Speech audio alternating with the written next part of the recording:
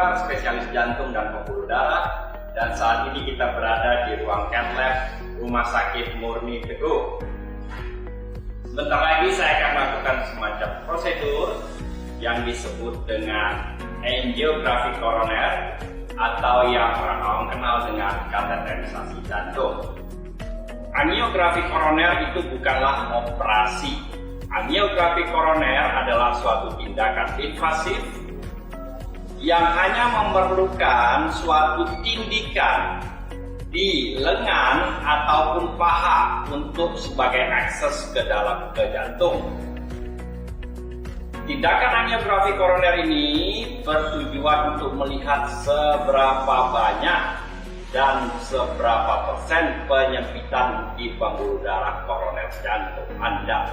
Oke, sahabat sehat semua, ini adalah contoh dari pembuluh darah koroner di jantung kita. Jadi pemeriksaan angiografi koroner ini adalah pemeriksaan untuk menentukan apakah seseorang itu perlu kita perbaiki, yaitu dengan cara memasang ring, atau cukup hanya obat-obatan saja. Persiapannya tergolong gampang, pasien hanya cukup puasa 2-3 jam, dan biasanya sebelum dilakukan prosedur, pasien akan mendapat obat pengencer darah yang tujuannya adalah apabila kemudian nanti diperlukan tindakan pemasangan ring, maka pasien tersebut sudah siap untuk dilakukan hal tersebut. Bagi para penderita penyakit jantung koroner yang merupakan penyakit jantung yang paling utama yang menyebabkan kematian, terutama pada lelaki, maka pemasangan ring ini menjadi suatu alternatif daripada operasi bypass jantung.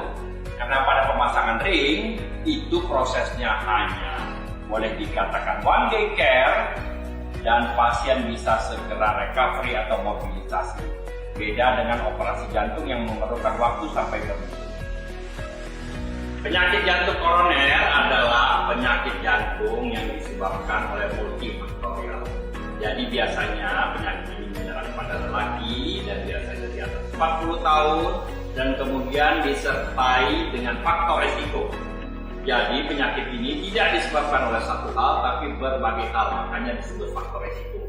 Antara lain faktor risikonya adalah keturunan, kemudian hipertensi, kemudian penyakit kencing manis atau diabetes mellitus, kemudian kelebihan kolesterol atau dislipidemi, dan yang terakhir adalah smoking atau merokok.